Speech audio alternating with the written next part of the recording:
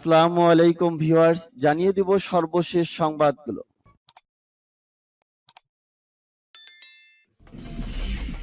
সংবাদের শুরুতেই জানিয়ে দিব সংবাদ শিরোনাম। ইউক্রেনের সামরিক সম্ভাবনা গুড়িয়ে দেওয়ায় হামলার লক্ষ্য, বললেন রাশিয়া। ইরানকে সিরিয়া ও আফগানিস্তান বানাতে চায় আমেরিকা, বললেন প্রেসিডেন্ট রাইসি। জাপান সীমান্তে ক্ষেপণাস্ত্র মোতায়েন করেছে রাশিয়া। জার্মানিতে অভ্যুত্থানের ষড়যন্ত্র, দেশ জুড়ে অভিযান। অস্ট্রেলিয়ায় মহড়া বাড়াবে যুক্তরাষ্ট্র, জাপানকেও অংশ নেওয়ার আমন্ত্রণ। এবং জানিয়ে দিব সর্বশেষ শিরোনাম, রাশিয়ার আরেক বিমান ঘাঁটিতে আগুন। এতক্ষণ শুনছিলেন সংবাদ শিরোনাম, এখন শুনবেন সংবাদের বিস্তারিত।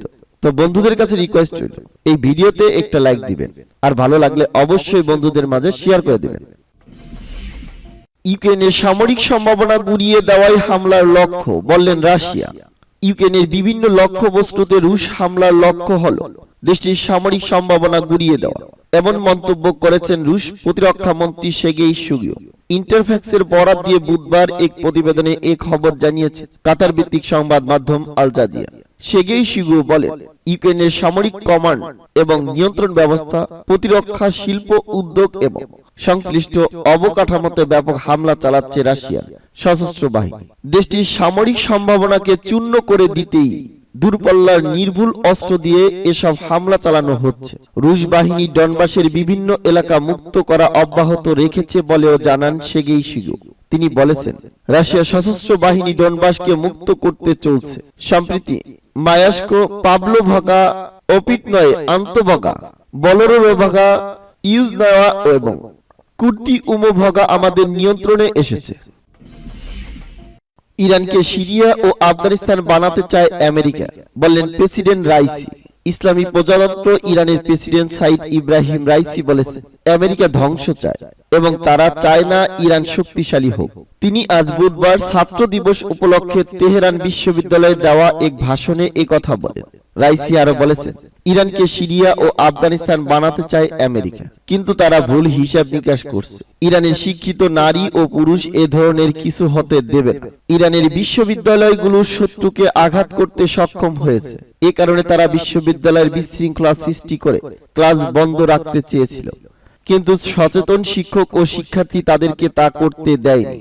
ইরানের প্রতিবাদের সুযোগ রয়েছে উল্লেখ করে তিনি বলেন, প্রতিবাদ সংস্কারের সুযোগ সৃষ্টি করে, তবে প্রতিবাদ ও নৈরাজ্যের মধ্যে পার্থক্য রয়েছে। প্রতিবাদের মাধ্যমে সংস্কার ও পূর্ণতা আসে, কিন্তু নৈরাজ্য ধ্বংস ও হতাশা ডেকে আনে। জাপান সীমান্তে ক্ষেপণাস্ত্র মোতায়েন করেছে রাশিয়া। জাপান সীমান্তের কাছে প্রতিরক্ষা ক্ষেপণাস্ত্র ব্যবস্থা মোতায়েন করেছে রাশিয়া।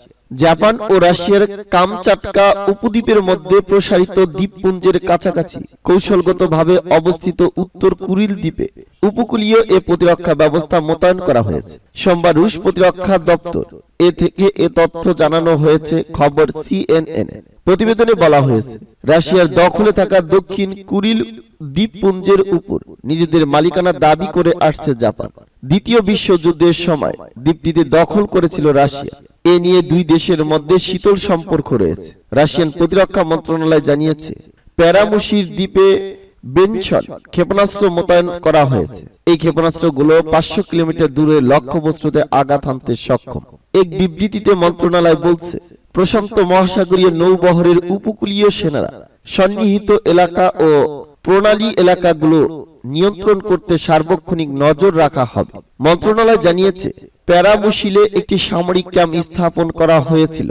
সেখানে কর্মীদের জন্য বছরব্যাপী পরিষেবা, আবাসন, বিনোদন এবং খাবারের সুযোগ রয়েছে। কুরিল পর্বতমালার কেন্দ্রীয় অংশে মাতুয়া দ্বীপে রাশিয়া বেনশন ক্ষেপণাস্ত্র ব্যবস্থাপনের 1 বছর পর এখানে এ ক্ষেপণাস্ত্র ব্যবস্থা স্থাপন করা হয়েছে। মঙ্গলবার জাপানের প্রধানমন্ত্রী পরিষদ সচিব হিরোকাজু মাতসুনো সংবাদ সম্মেলনে জানিয়েছেন, সরকার রাশিয়ার সামরিক কার্যকলাপ নিবিড়ভাবে পর্যবেক্ষণ করবে।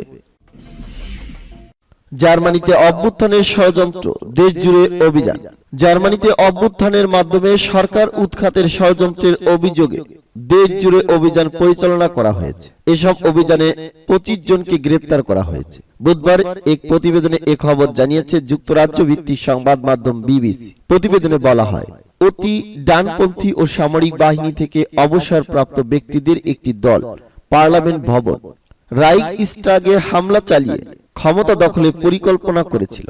ত্রয়োদশ হেনখির নামের ৭১ বছরের একজন ব্যক্তি এই ষড়যন্ত্রের প্রধান ব্যক্তি ছিল বলে জানা গেছে। তাকে প্রিন্স হিসেবে আখ্যায়িত করা হয়েছিল।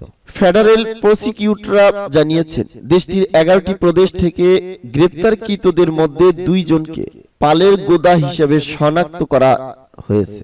ষড়যন্ত্রকারীদের মধ্যে চরমপন্থী রাখাই সবারগার মুভমেন্টের সদস্যরাও রয়েছেন বলে জানা গেছে। এই সংগঠনটির সদস্যরা আধুনিক জার্মান রাষ্ট্রকে স্বীকৃতি দিতে নারাজ। হিংসাত্মক হামলা এবং বর্ণবাদী ষড়যন্ত্র তত্ত্বের জন্য দীর্ঘদিন ধরে তারা পুলিশের নজরদারিতে রয়েছে। এই গোষ্ঠীটির সঙ্গে আনুমানিক ৫০ জন পুরুষ ও নারী যুক্ত বলে মনে করা হয়। তারা বিদ্যমান জার্মান প্রজাতন্ত্রকে উৎখাত করে এর বদলে ১৮৭১ সালের জার্মানির আদলে একটি নতুন রাষ্ট্র কাঠামো গড়ে তুলতে চায়। অস্ট্রেলিয়ায় মহড়া বাড়াবে যুক্তরাষ্ট্র, জাপানকেও অংশ নেওয়ার আমন্ত্রণ। যুক্তরাষ্ট্র ও অস্ট্রেলিয়ার সঙ্গে প্রতিরক্ষা সম্পর্ক গভীর করার বিষয়ে সম্মত হয়েছে। অস্ট্রেলিয়ায় বিমান নৌ ও পদাতিক সৈন্যদের উপস্থিতি চক্রাকারে বাড়ানোর ঘোষণা দিয়েছে যুক্তরাষ্ট্র। আল জাজিরার খবরে বলা হয়েছে, ওয়াশিংটন ডিসিতে যুক্তরাষ্ট্র ও অস্ট্রেলিয়ার প্রতিরক্ষা এবং কূটনৈতিক কর্মকর্তারা বৈঠকের পর এমন সিদ্ধান্ত আসে।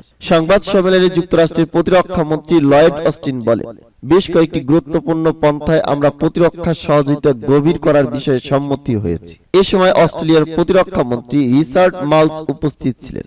লয়েড অস্টিন বলেন, আলোচনার আলোকে আমরা অস্ট্রেলিয়ায় চক্রাকারে যুক্তরাষ্ট্রের বাহিনীর উপস্থিতি বাড়াবো। দুই দেশ অস্ট্রেলিয়ায় জাপানকে মহড়ায় অংশ নেওয়ার আমন্ত্রণের বিষয়ে সম্মত হয়েছে। অস্ট্রেলিয়ায় মার্কিন সেনা উপস্থিতি বাড়ানোর কারণ হিসেবে অস্টিন চীনের উত্থান এবং ইউক্রেনে রাশিয়ার আগ্রাসনকে উল্লেখ করেছে। রাশিয়ার আরেক বিমান ঘাঁটিতে আগুন। রাশিয়ার ২ বিমান ঘাঁটিতে সোমবারের বিস্ফোরণের পর দেশটির তৃতীয় আরেকটি বিমান ঘাঁটিতে অগ্নিকাণ্ডের খবর পাওয়া গেছে। ইউক্রেন সীমান্তের কাছাকাছি অবস্থিত রুশ শহর কুরস্কের কর্মকর্তারা মঙ্গলবার একটি বিমান ঘাঁটির উপর কালো ধোঁয়ার কুণ্ডলীর ছবি প্রকাশ করেছে। এক প্রতিবেদনে এ খবর জানিয়েছে কাতার ভিত্তিক সংবাদ মাধ্যম আল জাজিরা। স্থানীয় গভর্নর রোমান স্টারভয়েড বলেছেন, সেখানে একটি তেল স্টোরেজ ট্যাঙ্কে বোমা বর্ষণ করা হয়েছে, তবে এতে কোনো হতাহতের ঘটনা ঘটেনি। হামলার পর জরুরি পরিষেবা কর্তৃপক্ষ ঘটনাস্থলে পৌঁছলে আগুন নেভাতে সমর্থন হয়েছে। ইউক্রেনের তরফে এই ঘটনায় নিজেদের দায় স্বীকার করা হয়নি, তবে দৃশ্যত এমন খবর উদযাপন করেছে দেশটির কর্মকর্তারা। ব্রিটিশ প্রতিরক্ষা দপ্তরের তরফে বলা হয়েছে, রাশিয়া যদি ঘটনাগুলোকে ইচ্ছাকৃত হামলা হিসেবে বিবেচনা করে তবে এটি হবে ইউক্রেনে আগ্রাসন শুরুর প্রথম থেকে মস্কোর জন্য কৌশলগতভাবে সবচেয়ে উল্লেখযোগ্য ব্যর্থতা। কুরস্ক শহরের এই বিমান ঘাঁটিটি বেসামরিক বিমান চলাচলের জন্য ব্যবহৃত হয়। এর পাশাপাশি রুশ বাহিনীও বিমানবন্দরটি ব্যবহার করে থাকে। মঙ্গলবারের ঘটনায় নিউ ইয়র্ক টাইমসের হাতে আসা বিভিন্ন ভিডিওতে ধোঁয়ার কুণ্ডলী দেখা গেছে, তবে স্বতন্ত্রভাবে এসব ভিডিও সত্যতা নিশ্চিত করতে পারেনি সংবাদ মাধ্যমটি। এদিকে নাম প্রকাশে অনিচ্ছুক ইউক্রেনের একজন ঊর্ধ্বতন কর্মকর্তা জানিয়েছেন, সোমবার দেশটির ২ সামরিক ঘাঁটিতে যে বিস্ফোরণ ঘটেছে সেগুলো আসলে ইউক্রেনীয় ড্রোন হামলার শিকার হয়েছে। রুশ প্রতিরক্ষা মন্ত্রণালয়ের তরফে এই ঘটনায় কিয়েভকে দায়ী করা হয়েছে। জল্পনা রয়েছে কিয়েভ এক ধরনের বিশেষ অ্যাটাক ড্রোন উদ্বোধন করেছে, যেটি ১০০০ কিলোমিটার দূরত্বে আঘাত হানতে পারে। গত নভেম্বরের শেষ দিকে ইউক্রেনের সামরিক বাহিনীর একজন কর্মকর্তা জানান, ইতিমধ্যেই এটি রুশ বাহিনীর বিরুদ্ধে ব্যবহার করা হয়েছে। যদি এই দাবি সঠিক হয় তাহলে রাশিয়ায় ইউরোপীয় অংশ কিয়েভের নিশানার আওতায় রয়েছে।